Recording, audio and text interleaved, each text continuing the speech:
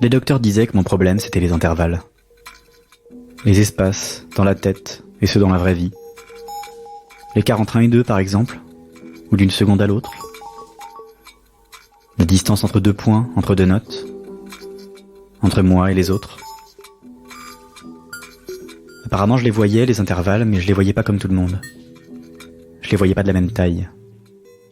Un truc à voir avec les fréquences, ils savaient pas trop. On avait mis du temps à se rendre compte de ce qui m'arrivait et ça avait éclairci quelques mystères sur mon enfance au passage.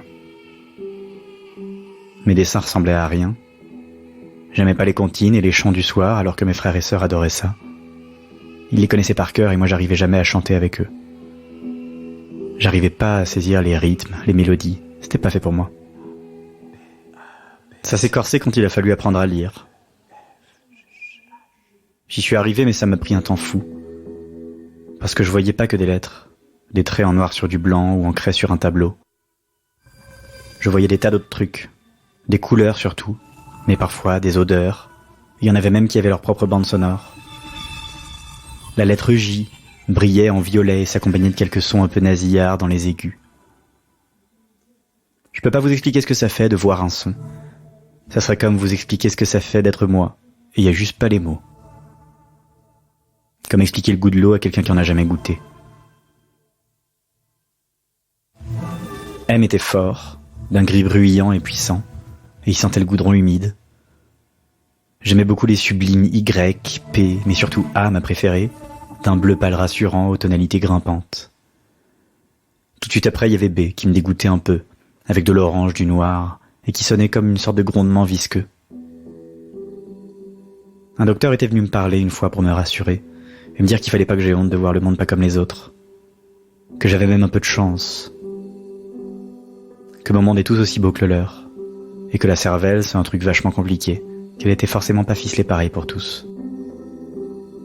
Et c'était pas si rare que ça. Il y avait des Van Gogh, des Olivier Messiaen ou des Duke Ellington qui se sentaient un peu comme ça. C'est juste que chez moi c'était un peu plus rude. Parfois j'y voyais carrément rien. Mon champ de vision était presque monochrome. Je voyais tout en teintes légèrement différentes de vert, par exemple. Et à l'inverse, à la place d'un ciel bleu, je pouvais voir des milliers de couleurs et des formes différentes. Et j'entendais tout ça aussi.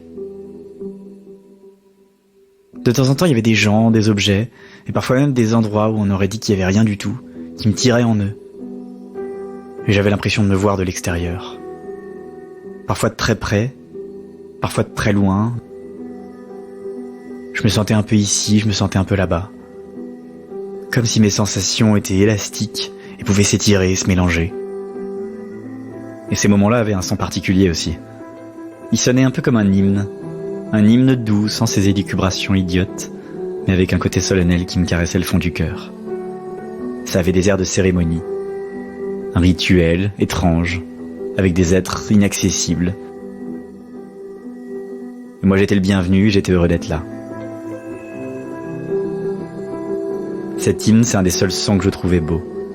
J'avais essayé de m'en approcher avec un piano, mais ça plaisait à personne.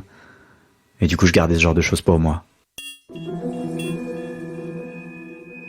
Mais par contre, j'intéressais vachement les blouses blanches, qui voulaient vraiment comprendre pourquoi ça clochait autant. Ils s'amusaient à me scanner dans tous les sens.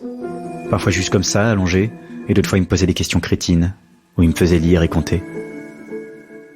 Ça m'agaçait un peu. Ça m'agaçait beaucoup. Je voulais pas qu'ils sachent. Je voulais même pas savoir, moi. Je voulais qu'on me laisse tranquille. Et ils ont pas apprécié quand j'ai essayé de me tirer. Et après, ils me laissaient plus trop sortir. Puis plus du tout. C'était un endroit pour les gens un peu spéciaux, et apparemment ils ont le droit de faire ça. Je peux pas vraiment vous dire comment je suis sorti, parce que c'est pas très clair dans mon esprit non plus. Je sais juste qu'un soir, j'ai senti un truc, très loin dans le coin du ciel. Il n'est pas venu me chercher, c'est moi qui l'ai trouvé. L'hymne a sonné comme jamais, et je voyais tant de choses à la fois, des milliards d'images en même temps, que j'ai même pas réussi à en garder une seule en tête. J'ai senti des frétillements dans tout mon corps, et puis je crois que je me suis dissous. Je suis pas resté longtemps, et je suis pas revenu depuis. Depuis que j'ai repris forme, je sais pas où, mais loin de tout ça. dans ces vieilles montagnes où personne me pose de questions qui fâchent. J'aimerais vous dire comme c'est beau, mais je peux pas. Maintenant je peux regarder chanter le ciel, écouter les montagnes, et sentir le temps comme je veux.